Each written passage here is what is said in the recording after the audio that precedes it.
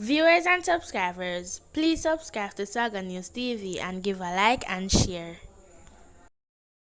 A couple was shot and killed at their home on Old Harbour Road in St. Catherine early Sunday morning. The police are still trying to identify the deceased man, an woman, and establish a motive for the attack. Preliminary reports are that about 4 a.m. resident heard explosion at 46 Old Harbour Road. About 10 a.m. checks were reportedly made at the dwellings and the two bodies seen. The police were alerted. They found the bodies on a bed in the boat structure. Further checks revealed wounded to the upper body. The scene was processed and the bodies removed to the funeral home. The Major Crime Investigation Division and the St. Catherine North Police are investigating. A St. Anne's man was stabbed to death at his home on Saturday. Dead is Peter James, otherwise called Copper, of Main Street, Ocherias in the parish. Reports are that sometime after 7 a.m. James and another man got into argument when a stone was used to hit the other man to the head, causing a wound. A knife was brought into play and James was reportedly stabbed in the chest. The police were summoned and both men were taken to the hospital where James succumbed to his injuries and the other man treated and released into police custody. The identity of the other man is being withheld pending further investigation. The incident pushed the murder of people killed in St. Anne's since the start of the year to at least 7. Some residents are expressed concern about the number of killings. One woman, Marcia Johnson, said St. Anne's have been in the news too often. Every minute it is another incident. Next killing, St. Anne's should be peaceful, and it is not right now.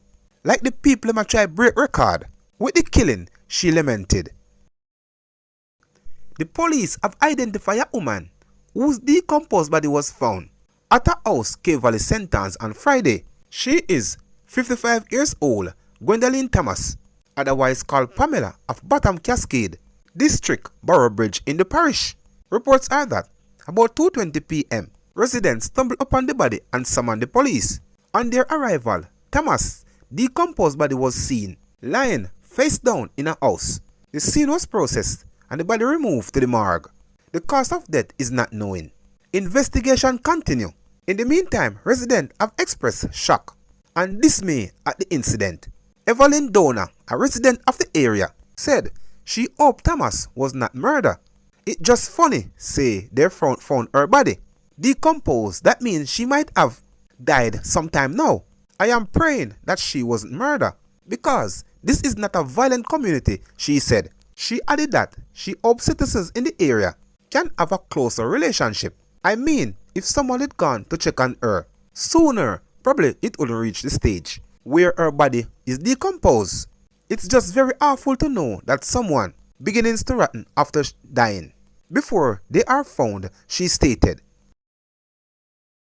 The police have identified the body of a man who was found dead in Liberty Hall, Lime Hall, St. Anne's on Friday evening. He is 28 years old, Romara Cross, otherwise called Bujo, of Clanstead Lime Hall in the parish. Reports from the St. Anne's Bay Police are that about 9:30 p.m. resident heard explosion and summoned the police. On arrival of the lawmen, Cross was seen lying on the step of an unfinished building with gunshot wound to his head and shoulder and back. He was taken to the hospital where death was confirmed. At least 5 murders have been reported in St. Anne's since the start of the year. 4 men were arrested and charged after they were caught attempting to break into a jewelry store in Mandeville, Manchester on Sunday morning. Police source said 2 of the men are from Rocky Hill, St. Elizabeth. One is from a Kingston 14 address and the other one from Kempshill in Clarendon. The youngest is at 23 years old and the oldest 33. A car and several houses and shops breaking implements were seized, including a crowbar, chisel and hammer, among other equipment. The men are aged 23, 27, 28 and 33, the source said. Police said about 4 a.m. a team was on patrol when the man was seen attempting to break in into the jewelry store located at Mandeville Plaza. The man bore a hole in a wall in an attempt to gain entry to the store. They were taken into custody. Further checks reveal that the man rented the motor car from its owner In Lacova, St. Elizabeth,